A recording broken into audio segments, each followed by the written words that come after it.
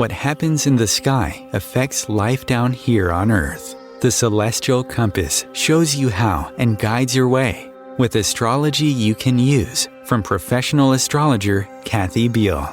Every episode features her light-hearted, practical forecasts and navigational tips, blended with humor, optimism, and a love of patterns, symbolism, and pop culture references. Kathy translates technicalities into concepts that apply to real life.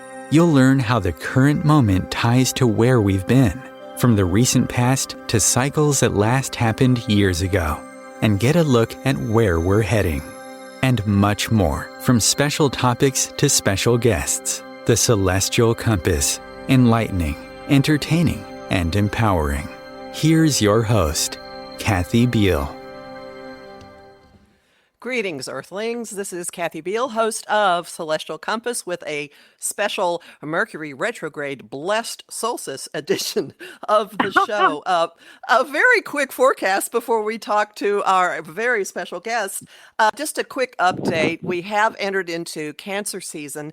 This week will be much more tender and emotional and perhaps needy than the last few weeks have been. And there is a full moon in Capricorn coming this week at the end of the week on the 24th that will bring our attention back down to matters here on Earth. And yet it is somewhat unhinged because it has a luscious link to Jupiter in Pisces.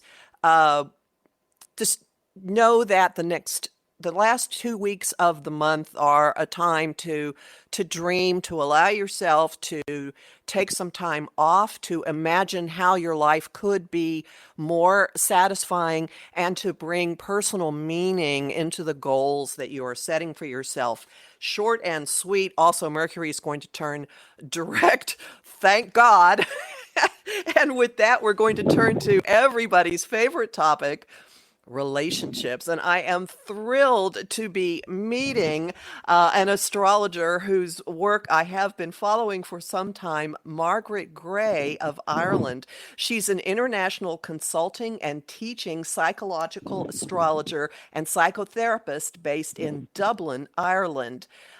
She offers birth chart readings to individuals, couples, and children, as well as certificate courses in psychological and relationship astrology. Margaret is the co-founder and co-director of Relationships and Astrology. She also set up and co-runs Astrology Ireland, which offers monthly presentations and classes with local and international speakers. Margaret is on the board of IAEA. She presents regularly at international astrology conferences. So welcome, Margaret. Oh, thank you, Kathy. It's so lovely to be here with you. It's great to hear your voice directly. I have watched your videos many times. Could you tell us, please, how you got into astrology? I'd be delighted to. You know, I started many years ago before we really had astrology computer programs, so I had to learn how to draw up charts on my own. And I often tell people this, I'm pretty awful at maths, and so when I finally got an old Amstrad computer with a program on it, I realized a lot of my calculations were wrong. Which was kind of a real lesson in ego, really. But I loved doing it, and I discovered later that my aunt actually in Italy was also an astrologer and did tarot. She was in her 70s, 80s already at the time. And then I noticed there was an evening class. I was in Bristol at the time, living in the UK, and I noticed an evening class in psychological astrology, and I went along, and I just loved it. It was like coming home, really. And I studied with that teacher for about 6 years, and then she said she taught us everything she could, which was once a week for like 6 years. And then I started studying at the CPA in London. I got my diploma there with Liz Green and Melanie Reinhardt and so on. So that was really my introduction. I mean, what inspired me was that I had a few readings myself, both individual and relationship readings.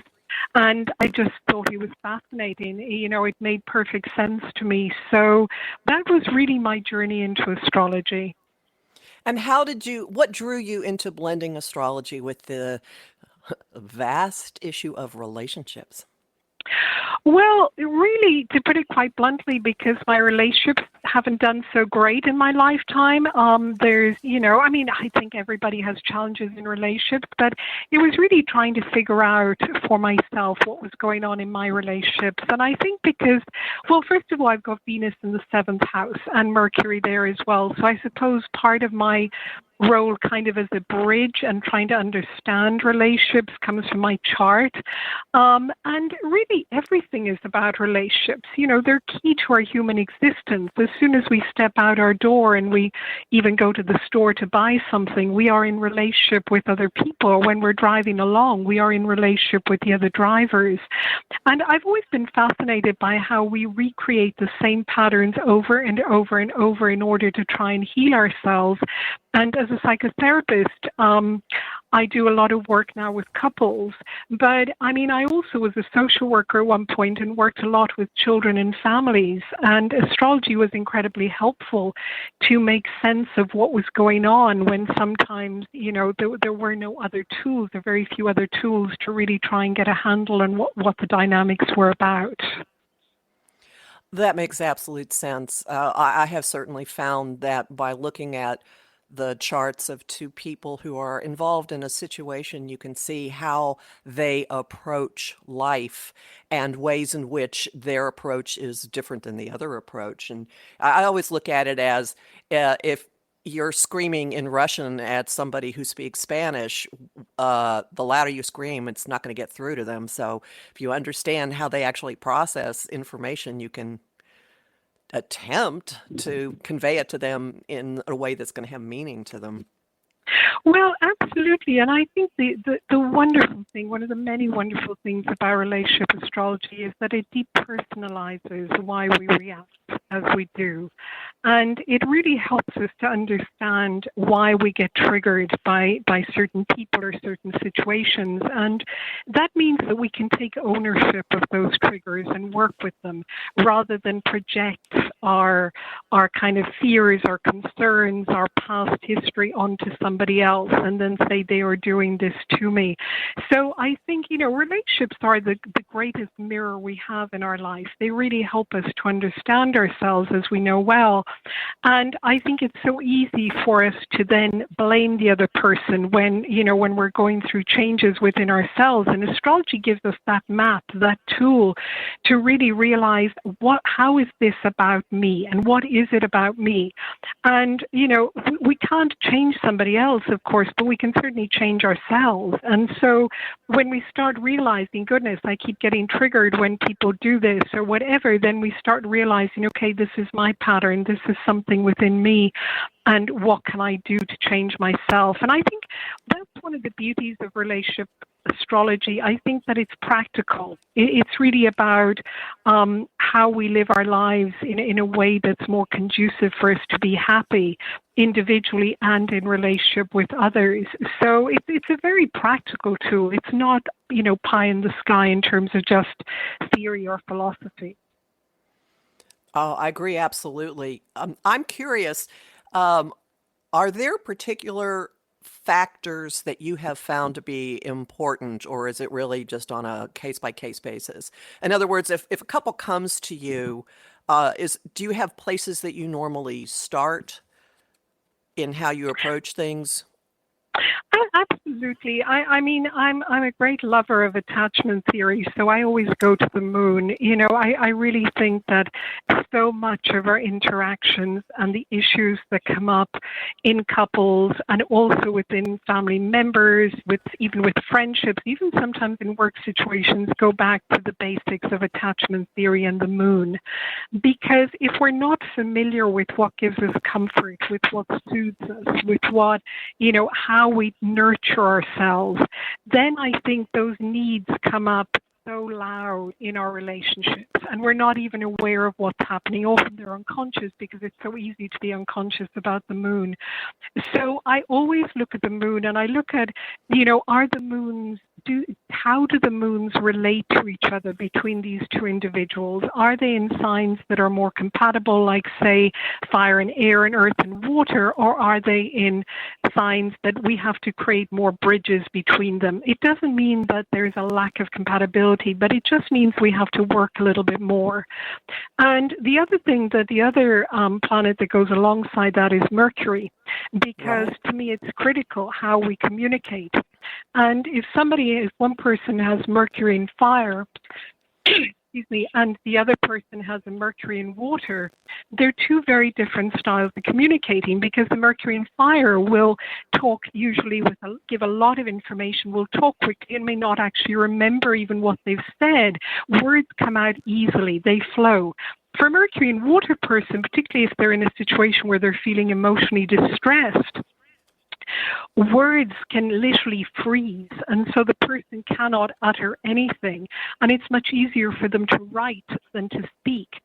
So even understanding that can help the Mercury and fire person know that their significant other isn't being silent because they've nothing to say. They're being silent because the words are not coming out and they need some time to process.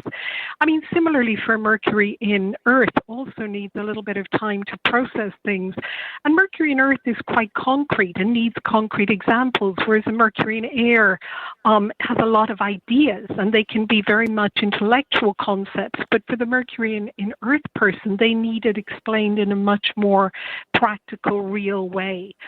So to me, those two planets are actually a lot more important than Venus and Mars. I think we pay a lot of attention to Venus and Mars, but I always look at Mercury and the moon, because if there is, how do we create some bridges between those, or how do we even to explain to clients, this is what's going on? There's a huge difference. Now, the other thing is also, of course, the elemental balance. If one chart is very airy and the other chart, for example, is very watery, that's the typical scenario where you get one person saying, my partner is cold and detached, and the person with a lot of air is saying, my partner is highly emotional and oversensitive. And the terms used get very derogatory because it's unfamiliar. And just to explain to people, look, this is how you both operate, and both are equally valuable, they're just different, I think can bring about immediately some kind of sense of relief that, I'm not doing something wrong, and just a greater understanding. So much of relationship conflicts are about misunderstandings. They're not about a lack of love. I mean, if the love isn't there, people don't stay together.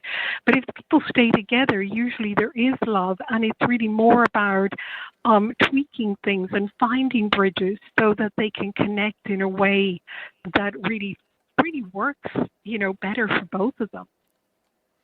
I have found that if you understand how somebody takes in and processes information, it can actually really, really help, because the Mercury differences have been key in numerous business partnerships of mine falling apart, with people with a water Mercury really taking things personally and deciding to read all kinds of stuff into I toss stuff off. I have an air Mercury, and I can be very 1, 2, 3, blam, I'm off to something else, and the water person is sitting there going, I don't feel valued.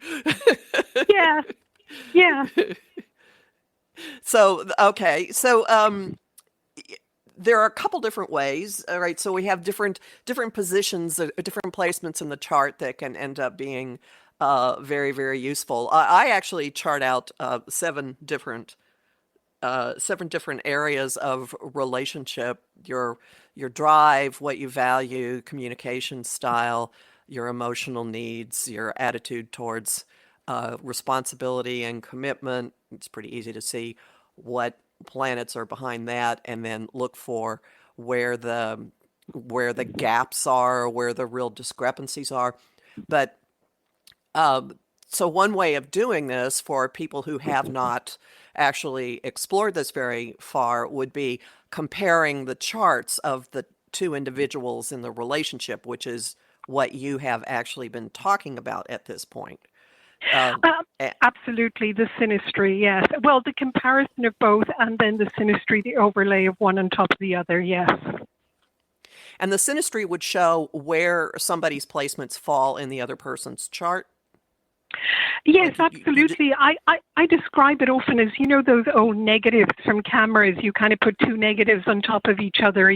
Those old, probably younger listeners may not even have seen them, but those old cameras where there was a film in them. And it's like putting one on top of the other and looking at the overlay. Where are the connections? Where are the things they have in common? But just to go back a second, Kathy, to, Sure, when we were please. talking about the individual charts, I think absolutely you mentioned different areas. Obviously, what's also very important is the seventh house in terms of what planets do we have there, because that's something that often we look for in somebody else in order to own them for ourselves. So we very easily project those planets onto other people. So if somebody, for example, has particularly the transpersonal planets Pluto or Uranus in the seventh house, it's very easy to project that and say, I choose partners who like a lot of space in relationships, when actually that's the individual's Uranus, that is actually their need for space. So they probably are very likely unconsciously, if they're not conscious about it, to choose partners who will give them space, because that's the need. The other thing is, of course, the eighth house, the house of intimacy, and the fifth house also to look at in terms of when we meet people. So really what both you and I were talking about was really that the first thing to look at always with relationship astrology is the individual chart. So what are my needs in relationship? What are the kind of things that really are critical? So what are the deal breakers? So for somebody with a lot of water in their chart, they're likely to need a partner. We're talking here about intimate partner who has a level of empathy and compassion that kind of really connects with their water chart. It doesn't mean the other person's chart has to have a lot of water, but just enough to connect. And similarly, for somebody who has a lot of air, that they're going to really ideally need somebody who has some air in their chart, that there's that intellectual connection, and not intellectual in terms of having high IQ, but communication that's based on ideas and ideals. So the first starting point is always the individual chart and what's going on for you as an individual, and also what's going on in terms of transits at this moment in time. What's been woken up for you? Because, certainly during midlife transits, relationships go through a lot of changes when one or other of the couple is going through midlife transits, particularly the Uranus opposition, which requires so much freedom. And that's the time that a lot of people associate with getting a convertible, having an affair, exactly. doing something wild with your hair, right? Yes, absolutely. It's what all the movies are made about, isn't it? Where you see one person riding off into the sunset and leaving everything behind. One thing, so if you're looking at the individual chart, a lot of people I have found freak out if they see their chart and they see that the seventh house is empty. And very frequently people say, does this mean I'll never get married? So to explain to people, there's still information in your seventh house, whether there's a planet in there or not. Well, in fact, my thinking on it is actually it means that there's more freedom in relationships, because I see how I interpret the busy house of the chart is that they are life lessons that we come back to time and time again. So if somebody has a very busy seventh house, relationships are going to require a lot of work in this lifetime, because there's a lot of lessons to learn, which means that we have to go through unpeeling all those layers. Whereas if there are no planets there's a lot of freedom. So in fact, I would really go as far as saying it's probably a little easier if you don't have planets there. You've got much more choice and maybe a little less work to do than if you have a lot of planets, particularly transpersonal planets in the seventh house. Would you agree, Kathy? Would that be your take on it too? Well, that's an interesting way of looking at it. I have not considered it that way, and it makes absolute sense to me. I would agree. Yes. But what I normally do is look at two things: what's going on with the ruler of the seventh house, like where is it? How is it aspected? Because that gives you information. And to me, I see that pulls in other areas of life that are going to have something to do with how you experience or define relationships. And then I also look at transits through the seventh that will wake up stuff, start things, cause things to happen. So, by all means, an empty seventh house in no way means, no, you're not going to have people in your life. Oh, no, you will. It'll just be different than others. Absolutely. Absolutely. And also progressions going through the seventh. So there's always something going on in the chart. I mean, it's really it's just whether there's something natal, or as you say, the ruler, and what's going on with the ruler. So there's always so much going on. And particularly with relationship astrology, I don't know if you find this, but there's a lot of moving pieces to put together. And then it's really about how to put it all together and really make sure that the important things stand out. So what are the repeating themes? What are the key things to look at the moment? Where is our attention drawn to right now? Which, of course, brings us to synastry, which, sorry, I kind of went back a step. I know we've started talking about synastry, but that's really kind of the next step, really, is then looking at, once we've looked at the individual charts, and that's why I really love being able to do individual readings with people first about their relationship and then bring them together. It's not always feasible. It's a little more expensive. Sometimes people come just for one long session or 1.5 sessions. But certainly the next piece is looking at the synastry, which is, what is the overlap? So what does my chart trigger off in your chart and vice versa? And that's fascinating because there are always a lot of connections, and particularly looking at family charts, I've had the great kind of honor, I would say, really, of having several families over the years that have really been able to provide their kind of charts over a period of time, grandparents and parents and children and grandchildren. And it's fascinating to see the patterns that evolve in families and the connections and the repeating patterns that different families have. And also with important relationships in our lives, both, significant other romantic relationships or friendships, there are always very strong connections, and often connections to the nodes as well. And I think there's sometimes what I've read in various cookbooks over the years, or on whatever online, is that often people make assumptions that, for example, a moon-sun connection between people is great. And I think we have to be very careful of that, because again, we have to go back to the natal chart. What is that moon like for that individual? What was their relationship with their mother like? What was their experience of nurturing like? Because the other person's sun is going to shine a really bright light on their moon. And if somebody has moon in a complex placement, or they've had a challenging relationship with their mother and they've struggled with nurturing, somebody's sun and that moon may not feel so comfortable. And but it might feel familiar. It might feel like what they know, right? Absolutely, but it may not be easy, and it may not be something that they want to have a relationship with somebody who does that throughout their lifetime. And it depends, again, how much work they've done on their moon.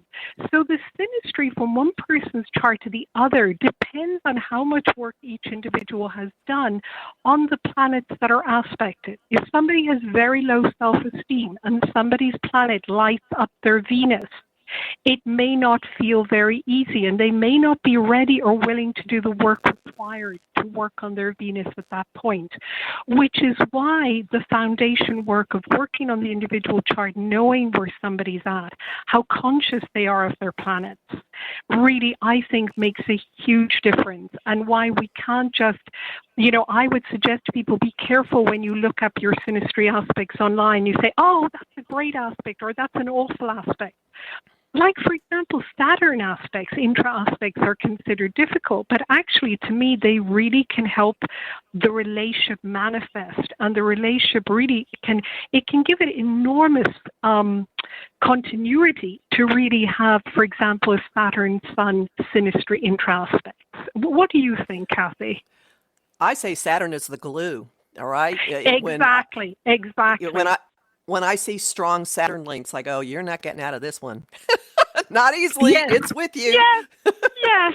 Which sometimes can be challenging, of course, when a couple are trying to break up, and the Saturn, that sense of duty, also connects without necessarily the love being there anymore. Well, that's very true. And this brings up an important aspect of astrology, which is all of these influences exist on a spectrum of expression. And usually a chart will say something multiple times, pushing the expression in a certain way. So reading a cookbook, this aspect means this approach is not always helpful, because you don't see, all right, I've got 5 things saying I really have to deal with commitment issues. You know, Absolutely, I totally yeah. agree. Yes, yes. That's exactly what you said. It's the themes, it's the recurring themes, and I think that's the work with relationship astrology. It's the work with all astrology, but particularly with relationship astrology. You know, I don't know about you, but I end up with so many charts. I usually use the floor to put them all on to look at the patterns and the interconnections. Because there's a lot, you know, and then, you know, we synthesize it all, of course, for the client, but behind the scenes, there are a lot of these moving pieces, and the transits that are going on for each individual, as we mentioned, not to mention, of course, the composite chart and the transits, the composite chart, and all of those good things. So there really is a lot that goes into it in order to extract what you said, the core themes that repeat over and over. And after a certain age, I have found it's common to just find yourself going, again, when something happens. And that's usually a hint that look at your own chart. That's where the answer is. Absolutely. Yes, Now, absolutely. you have said a word that is something we have not defined yet. You said composite chart. I say composite. It's the same thing, which is the chart of the halfway points or the midpoints or the chart of the relationship. Yes, I love working with the composite chart. That's my Irish accent there. That's fine. But good. you know, I love it because I think it's a fascinating chart, and I look at the sun in the composite chart as the purpose of the relationship, and the purpose in terms of, I really, you know, when I do psychological astrology, I think of psyche as in soul, and so I'm really looking at it in terms of the soul purpose, and I don't mean it in a religious way, more of in a spiritual way of why are we on this planet, what are we here to do, and to me the composite chart, the position of the sun, the sign, the aspects, the house, really gives so much information about what is the purpose of this relationship. And I believe all relationships have a greater purpose. It's not just about being with somebody, you know, for ourselves. It's also what does this dyad offer the world, or what does this triad offer the world at large. And so it's a very powerful chart, and it has a life of its own. And I personally use the midpoint composite chart. I know some people use the Davison chart, but having tried out the two, for me, the composite, midpoint composite works best. And I just find it's an amazing tool. It's much more concrete than the natal chart. You know, I remember, I think it was Liz Green years ago said, you can't take the composite chart itself to therapy. Of course, you can take the couple to therapy, but not the chart. And I think it's much more, for me as a psychological astrologer, it's looking at it as something that is more concrete and literal. So that, you know, if Venus is in the 5th house, we're looking at what is the pleasure in that house. It's just less layered in some ways, which makes it easier to look at. And the transits are fascinating because, again, they are quite literal. So whereas if there is a transit on, you know, an angle of a natal chart, there can be a lot of multiple interpretations of that, of course. When it's on a composite chart, usually there is more of a literal expression of it. It's like we don't experience it internally as much as we do externally. So it can be very good in terms of looking at changes. And, of course, then we can look at the synastry of each individual chart with the composite chart to see which person, and again, we're talking about partnerships here, which person in that relationship is more aligned with the composite chart and who might end up living out more of the composite chart. Now, the composite chart also I find is fascinating because it often has more of an element. Maybe if, say, for example, two people have an element missing between them, say one person has maybe both people have, for example, a lack of air. often the composite will suddenly have a lot of air in it. So it teaches the couple as well how to integrate elements that are missing often, or how to integrate things that maybe they are struggling with as individuals. And that's really a very big learning experience, because the composite can be so different for both individuals. And so, it's where people often say, we met and we got on really well, and then as we maybe decided to live together or commit to each other, then all hell broke loose. And that's because the composite chart came into play. And the composite takes a little while to come into effect. It's not like the synastry. The synastry is immediate. We meet somebody, we feel their energy, literally their planetary energy, and we either go towards them or we go away from them. But with the composite chart, that forms over time. And so issues can come up that we think, why was everything okay? Why were we communicating so well? Now we're struggling with our communication. And so explaining the composite chart to a couple can really, really help them, I think, to understand that together they formed this third entity, which is, extraordinary, really, and is part of both of them, but it is something separate as well. And so they need to nurture, understand, and create bridges between their own natal chart and the composite chart. And I think it's fascinating how differently the sun shows up in that chart, because that is so revealing to people about what the real point of the relationship is. Very rarely have I seen it be on the 410 axis, which is basically building a home and family together. Very rarely have I seen it on the 1-7 axis, which is being in a partnership. So often it's been about second 8 issues, building resources together, or what kind of work they're going to do together. It really can change your thinking when you see what the purpose is that comes into life when the two of you start working. Because people tend to get kind of misty-eyed. Oh, we're in a relationship. Oh, this is so lovey. Well, maybe it's not. Maybe it's not a really sweet, lovey Hallmark Channel Lifetime movie relationship. Maybe it's you're making money together. Well, that's different. And then that raises all kinds of power issues.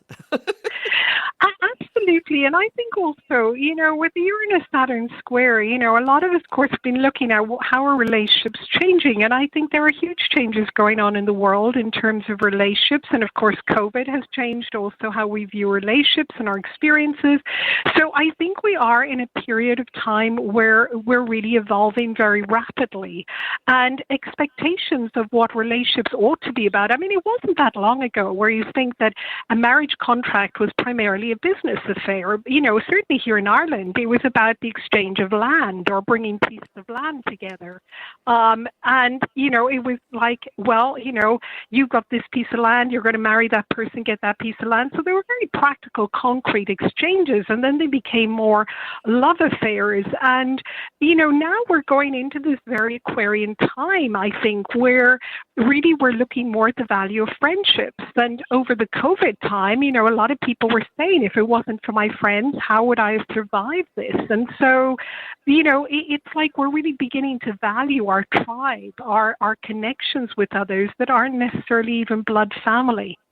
So I think it's going to be very interesting to see more and more of the composite charts, where the sun is, where the north node is, and, to look at what is the purpose going forward of these composites, and how are we going to contribute to, the evolution of our planet and our collective through our relationships. And the other thing is also that we are wanting more spiritual connections. People are wanting a soulmate. They're wanting, it's almost like they're thinking, well, if I'm going to do all this hard work and, I'm going to deal with being in close proximity with somebody else, then it needs to be really the person that connects with my soul. Then it makes it worthwhile. So I think that's really where, that's my sense of where we're heading. And I think the composite charts are really going to reflect that.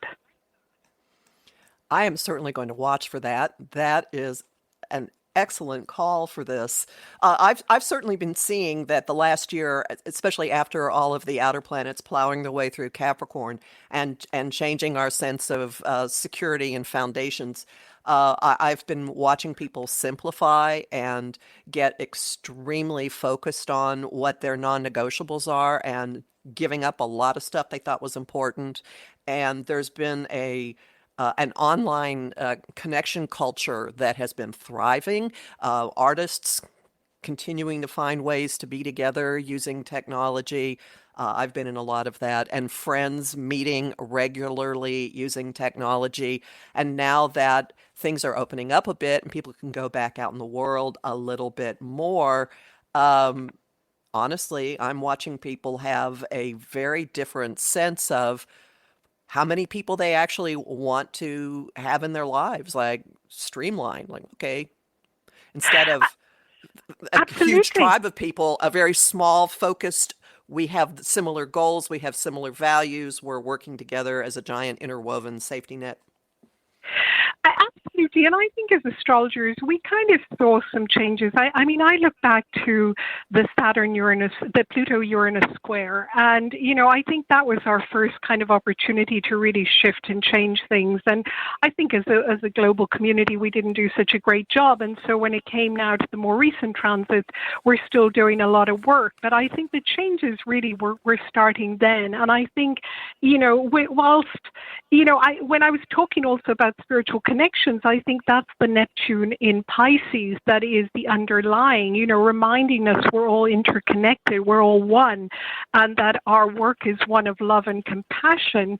And that's the kind of almost the underlining note of music behind it all. And then on top of that, there's the more Aquarian energy of, as you described, finding our tribe and having things in common and really kind of rolling up our sleeves and saying it's time to manifest our ideals. We can't just talk about equality. We've got to create equality.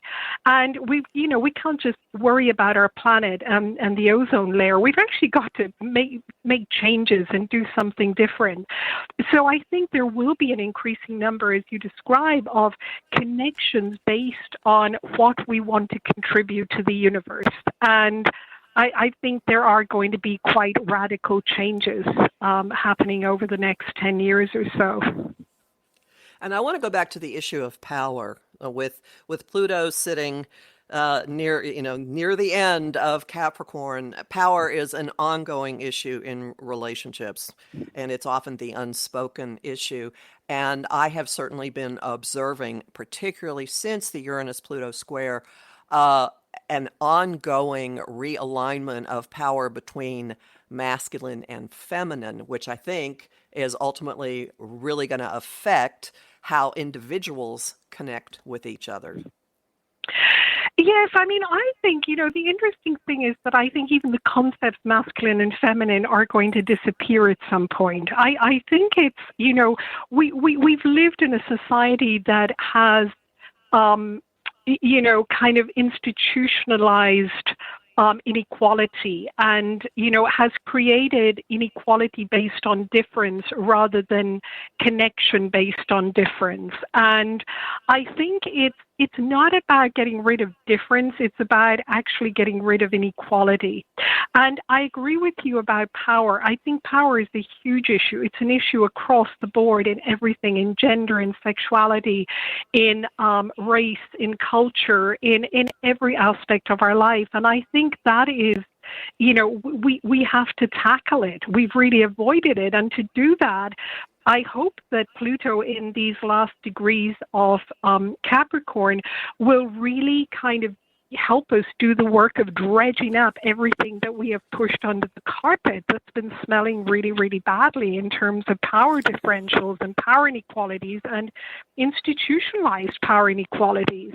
And that by the time, because I think by the time it goes into Aquarius, that's where we're really going to start doing even more work. But we've got to first dredge it all up. And I think Pluto in Capricorn has been doing the dredging work. It's like going into a river and digging in the mud and pulling it up. And that's a messy, messy, messy job. And it's a very painful job, particularly for anybody who is being oppressed, because that oppression is right there. And it's just there. And I think when Pluto goes in Aquarius, my hope is that then we can start clearing it and really do the work towards equality. And I think, in terms of gender, I think all of that is going to change, and I certainly think the non-binary movement is already changing that. So I think with astrology, also during relationship astrology, we are redefining terminology. We are redefining masculine and feminine, and, that we have assigned planetary rulers. We have assigned mythologies that are actually very sexist and very racist. And we have traditionally just kept on. And I think this is such a wonderful time because all of that has been challenged. And that gives us all incredible freedom going forward as individuals and in our relationships. So I'm very hopeful. This is a wonderful summing up. Before we run out of time, I'd like for you to talk about the Relationship and Astrology project, program, certification. Tell listeners about that. Certainly, I would love to. Thank you for asking.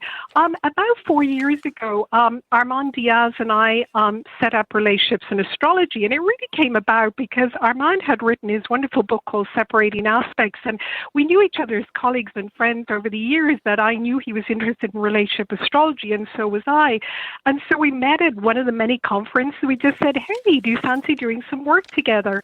And we started doing some recordings and posting them on Facebook. And that was about 4 years ago. And then last year, Armand became the director of NCGR, and he was really busy. And we thought, how about, we expanded. And so Dr. Yvonne Smith-Tarnas took over from Armand as the co-director, and we decided together we would set up a whole team of people. We thought, wouldn't it be wonderful to have a few of us? And so we've got a great team of people at the moment. And we're planning some changes. First of all, this year, Yvonne and I ran a course, which was an introductory course in psychological astrology, a certificate course. It goes on till next December, so people can certainly join Term 3. And we're also in the throes of planning a certification course in relationships and astrology. We already ran one a couple of years ago, Armand and I, but this will be more extensive and will be live online so people can participate. And we're also planning a membership program, which we're in the throes of working on. So we've got some wonderful people on board who are doing work. We've got Stormy's going to be doing some work with us. Kate Taylor is doing some work with us. The wonderful Rachel Lang, Kelsey Avalon, and Christopher Renstrom. So at the moment, that's our team. It may increase. Where can people find you? They can find us on our website, relationshipsandastrology.com, Facebook Relationship and Astrology, Instagram Relationship and Astrology. Also, they can find me on my own website, astrologypsychological.com. And we don't do Twitter a lot, but we're certainly on Instagram and Facebook quite a bit. Oh, I really appreciate you sharing all of your wide-ranging and passion about this topic. And I suspect I will be wanting to talk to you again, and I hope you will come back. I would be absolutely delighted, Kathy. It's been a joy talking to you. Thank you so much for inviting me. It's been an absolute pleasure. And for me too. And for everyone else, you can find my forecasts at OMTimes.com and at my site, empowermentunlimited.net, which is also the name of my page on Facebook. And on YouTube, it's the Professional Aquarian channel, and patreon.com/Kathy Biehl. So pay attention, look at yourself, and whatever's going on in a relationship, always bring it back to yourself. All right. Thanks, everybody. Talk to you again in a couple of weeks.